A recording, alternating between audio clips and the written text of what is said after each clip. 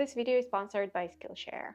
Every year, I start with a huge list of goals, but without a clear plan, everything quickly turns into chaos. But everything changed when I found a system that's been helping me for a few years now. Today, I'm going to share how to set big but realistic goals, break them down over the year, plan month to month so you don't burn out and actually see progress. So if you're looking to level up your art and make some serious progress in 2025, stick around, I will show you how to make it happen. And if you find something useful here, please give this video a like. I would really appreciate it, and it helps my channel a lot. Alright, to make the most out of 2025, we've got to set some goals. Like I mentioned in my previous video, setting clear goal is super important. For me personally, the SMART goal system works best. So my main goal is to improve my portrait drawing skills, but it's way too vague. I can't measure or evaluate it, right? So I decided on the 100 heads challenge. I'm sure by the end of it, I will definitely have leveled up my skills. Your goal could be totally different, but try to make it as measurable as possible. For example, if you're into character design, you could set a goal to create 10 varied character designs by the end of 2025. And here's the thing though, don't pick just a random or overly ambitious number. Start by figuring out your resources. Like how long does it actually take you to finish one portrait or a design? Or like how much time can you realistically dedicate to art each week while still leaving room for rest? And don't forget to account for practice studies, at least 1-2 hours a week. And once you've got that figured out, set your realistically achievable goal. As for me, I work 2-3 days a week at my main job, and the rest of my time goes to YouTube and art. YouTube actually takes a lot of my time right now, so I can dedicate to art around 7 to 9 hours per week. On average, I plan to spend 1 to 3 hours per head, so I broke my goal down 100 heads over 11 months, which is going to be about 9 heads per month or 2-3 heads per week. I think it's totally doable for me, with those practice hours included. For you, it could be like 50 heads or even fewer. Again, it all depends on your resources. You know, sometimes it's better to aim a little lower and actually reach your goal than to set a super ambitious one and burn out after a month of cramming. So we've got our focus for the year, and now let's start planning. The weekly art hours you've set for yourself will go into a calendar. Obviously, schedules change and life happens, so I prefer planning month by month. But you can plan week by week if that works better for you. Alright, February is our test month. We're gonna see what works and tweak things as needed. And it's totally fine to adjust your schedule, just try to spread your art hours evenly. Don't like save 8 hours for Saturday and try to cram it all in.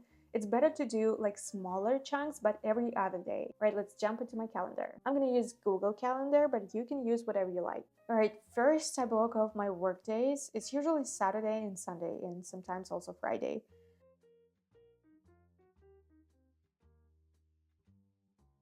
Then I block out time for making videos.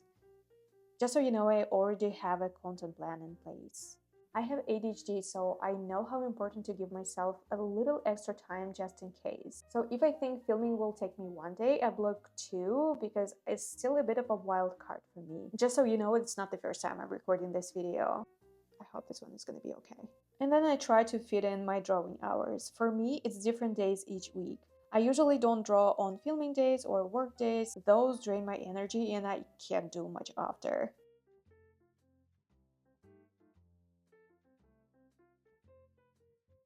You might notice I don't have that much of the rest days, which is bad. It's really bad. Don't be like me, okay? I'm still working on my perfect work-life balance, so don't judge me too hard, okay? But seriously, I highly recommend giving yourself at least 1 day off each week.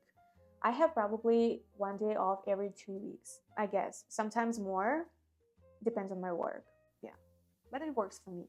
Alright, let's break our goal into smaller ones so it feels more manageable. My 100 heads challenge is divided into 5 different goals. Each set of 20 portraits will include a mix of 10 female and 10 male faces of different ages. To tackle such an ambitious goal, having the right resources and inspiration is essential. That's why I'm especially excited to share that this video is sponsored by Skillshare, the platform I've been using over 5 years and I genuinely love. Skillshare is the largest online learning community for creatives, offering thousands of classes across topics like illustration, 3D modeling, video editing, productivity, and many more.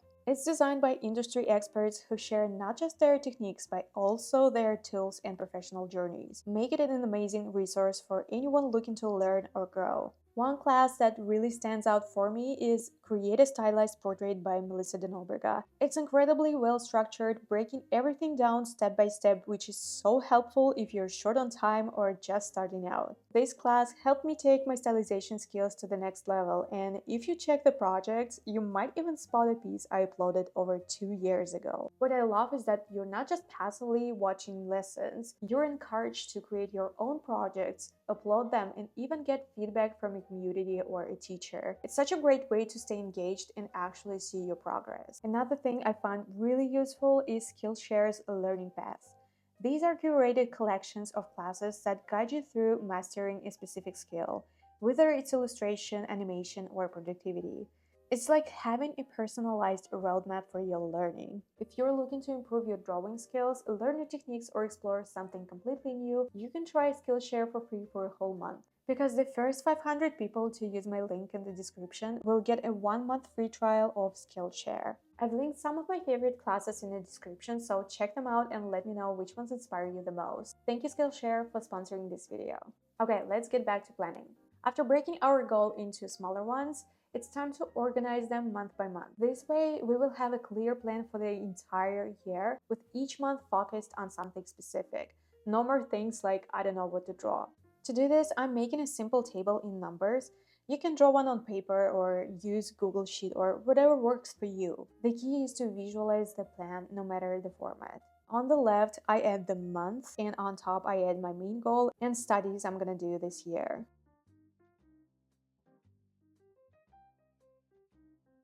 Based on my 100 heads challenge, I've divided it across 11 months, skipping January. That means I will need to draw 9 heads per month, with 1 month having 10. I already have my plan for the heads, so now I assign them to each month. Alright, you know what? I will probably schedule 10 heads per month. And if something comes up and I can draw, I will push it to December. Okay, January is nearly over, so let's use these days to plan the year, set goals, gather references, get inspiration, and stuff like that.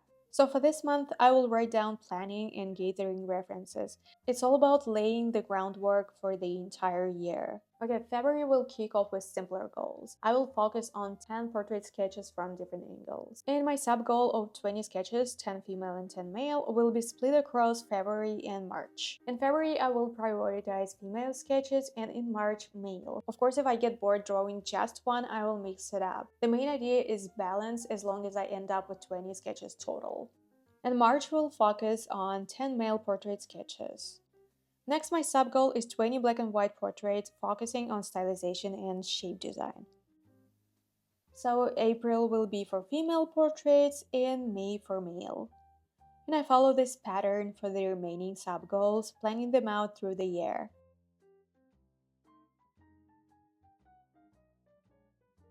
And December stays open as a buffer month. And you can break your sub-goals into even smaller weekly tasks if that works for you.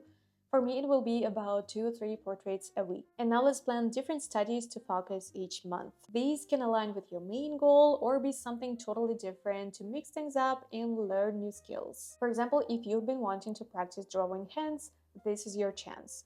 Dedicate at least 1-2 hours a week to studies. If you can do more, great, good for you, go for it. But stick to at least the minimum. Okay, for January, as I said, I'm focusing on planning, gathering references, and getting inspired. For February, since my main goal involves mostly sketches, I want my studies to include color. I've been wanting to practice stylized ears in color, so I will dedicate 2 hours a week to that. And no pressure to complete a specific number, I will just work within the time frame. If you're unsure where to start with the basics. Draw simple objects like cubes, spheres, or cylinders in different positions. It's such a great way to practice volume and perspective. If you want to practice anatomy, draw skulls from various angles. You can never draw too many. Or if you want to improve your use of color or improve your stylization skills, try creating copies of works by your favorite artists. And we won't get into all the nitty-gritty details of studies in this video, but if that's something you would like to explore, let me know. I can totally make a whole different video about that. Okay, March. Oh, there's so much stuff I wanted to practice, but I think I will focus on stylized hair in color. My goal will be to explore different ways to draw various hairstyles and hair types. Now for April.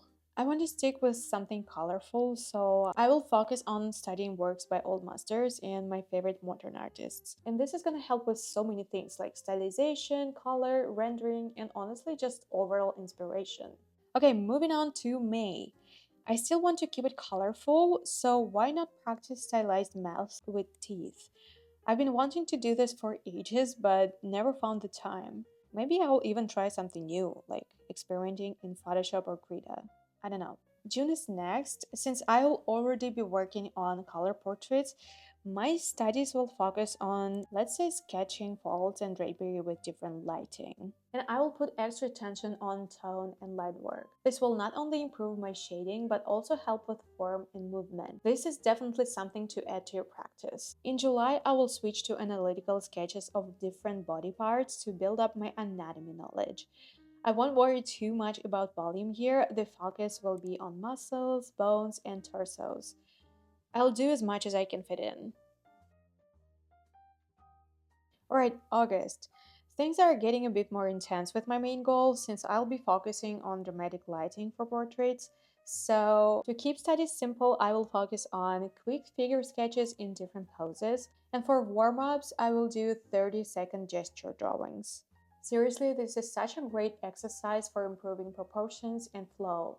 Highly recommend. Okay, next up is September, and I will probably keep it straightforward and work on stylized skulls in black and white with different lighting.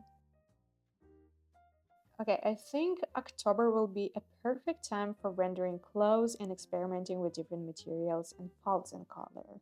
Okay, now November, and it's gonna be my least favorite environments.